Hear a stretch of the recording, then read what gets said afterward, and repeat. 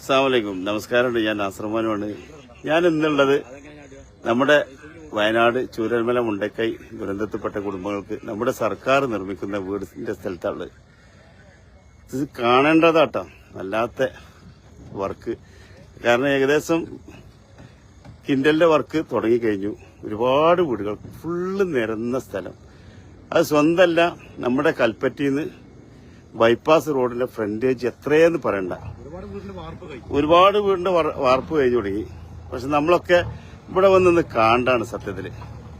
ഇവിടെ സത്യത്തില് നമ്മുടെ ചൂരൽമല മുണ്ടക്കൈ ദുരന്തത്തിൽപ്പെട്ട കുടുംബങ്ങൾക്ക് കിട്ടുന്ന വീടുകൾ 100ക്ക് 100 സൂപ്പർ എന്ന് പറഞ്ഞാൽ എക്സ്ട്രാ എന്ന് പറയാം. അത്രയും നല്ല സൈറ്റാണ്. നല്ല വീടുകൾ നിർമ്മിക്കുന്നത്, നല്ല ഉറപ്പിലാണ് ഉണ്ടാക്കുന്നത്. വേറെ വർക്ക് നമ്മൾ പോയി കണ്ടു. പിന്നെ സ്വന്തമല്ല, ഇവിടുത്തെ സ്ഥലത്തിനൊക്കെ ഭയങ്കര റേറ്റ് കിട്ടുമെന്ന് ഉറപ്പാണ്. അത്രയും നല്ല സൈറ്റാണ്. പിന്നെ ഇതിന്റെ ബാക്ക് സൈഡ് കൂടിയും ഒരു 18 അടി റോഡ് സെപ്പറേറ്റ് ഇട്ടിക്കണം. ചുറ്റുഭാഗം റോഡും സൗകര്യവും എല്ലാം എങ്ങനെ ഭൂമിയെന്ന് പറയേണ്ടതില്ല. അത്രയും സൈറ്റ്. ഞാൻ ഇന്ന് രാവിലെ കുറച്ചു നേരത്തെ നമ്മുടെ മുസ്ലിം ലീഗ് നിർമ്മിക്കുന്ന വീടിന്റെ അവിടെ പോയിരുന്നു. അതും തന്നെ തൃക്കൈപ്പറ്റിയിൽ നല്ല സൈറ്റാണ്, നല്ല മെയിൻ റോഡ് തന്നെയാണ്. അതും സൗകര്യമുള്ള സൂപ്പർ വീടുകളാണ് നമ്മുടെ മുസ്ലിം ലീഗിന്റെ വീട് നിർമ്മാണം നടക്കുന്നത്. അവിടെയും പോയി അവിടെ നടക്കുന്നുണ്ട്.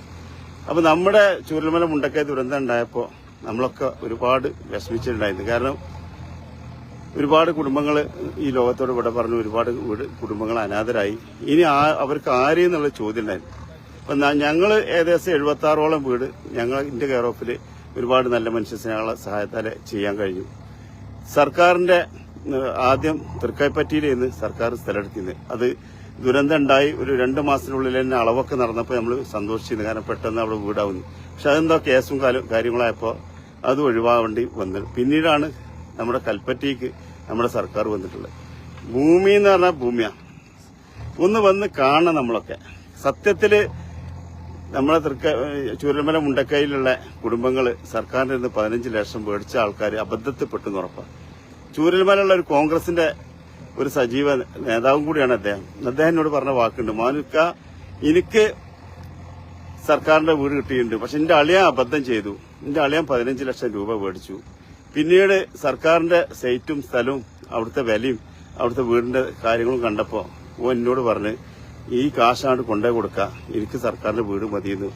പക്ഷെ അതിവിടെ ബഹുമാനപ്പെട്ട കലക്ടറെടുത്ത് സമീപിച്ചപ്പോൾ അദ്ദേഹം പറഞ്ഞത് നിങ്ങളൊക്കെ കാശ് മേടിച്ചു പോലത്തെ ഒരിക്കലും വീട് തരാൻ കഴിയില്ല, അത് നിങ്ങൾ ആദ്യം മേടിച്ച് റെക്കോർഡിക്കലായില്ല, ഇനി സാധിക്കൂലായിരുന്നു.